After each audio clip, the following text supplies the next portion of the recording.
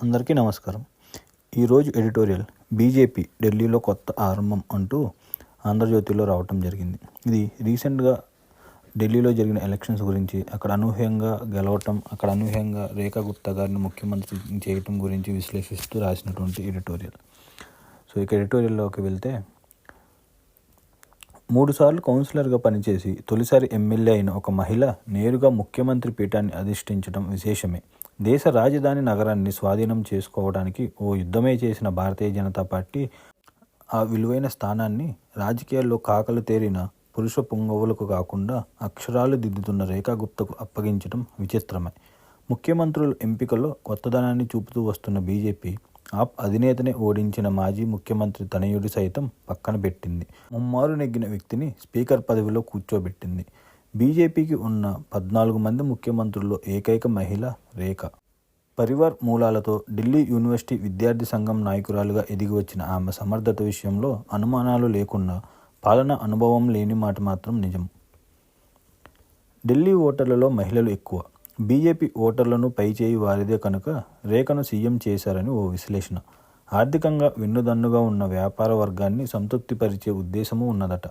ఇప్పటి వరకు ఉన్న ఏకైక మహిళా ముఖ్యమంత్రి మమతా బెనర్జీకి అన్ని విధాల పోటీ పెట్టడానికేనని కొందరు అంటున్నారు. మహిళా ఓటు బ్యాంకును బీజేపీ నమ్ముకుందని, పలు పథకాలు, హామీలతో దానిని విస్తరించుకున్నదని కొందరు గుర్తు చేస్తున్నారు. ఇప్పటికే ఢిల్లీ వాసులకు పరిచయం ఉన్న, పార్లమెంట్ ఎన్నికల్లోనూ పోటీ చేసిన నాయకుల కంటే పెద్దగా ప్రచారంలో లేని, చెడ్డ పేరుకు అవకాశం లేని ఓ కొత్త ముఖం ఉత్తమమని పార్టీ పెద్దలు అనుకొని ఉంటారు. ఒక మహిళ ఉన్నత స్థానంలోకి వస్తే దానికదే చర్చనీయాంశం కనుక రేఖ రాకముందు మరికొంతకాలం విశ్లేషణలు సాగవచ్చు.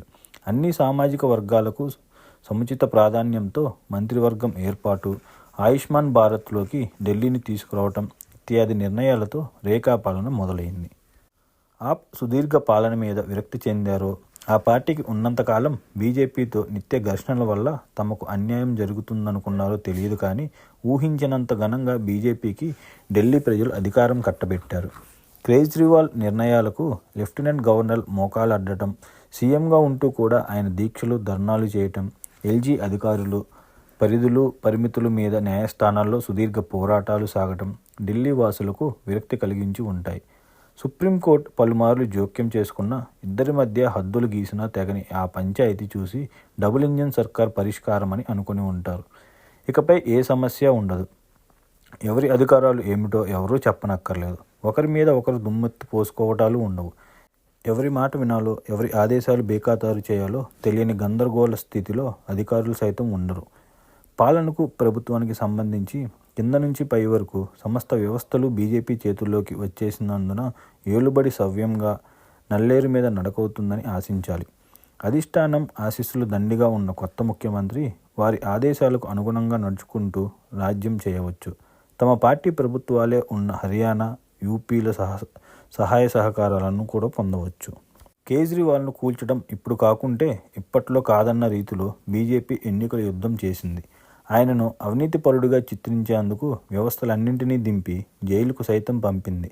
మోదీ పరిభాషలో చెప్పాలంటే మిగతా పార్టీల కంటే ఎక్కువగా రేవడీలను ప్రకటించి 2.5 దశాబ్దాల తర్వాత రాజ్యాన్ని గెలుచుకుంది.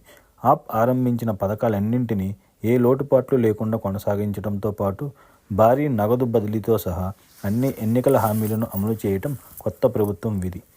వాయు, జల కాలుష్యాలతోనూ, ట్రాఫిక్ సమస్యలతోనూ సతమతమవుతున్న ఢిల్లీ వాసులను నిర్దిష్టమైన ప్రణాళికతో ఒడ్డున పడేయటం కొత్త ప్రభుత్వం విధి.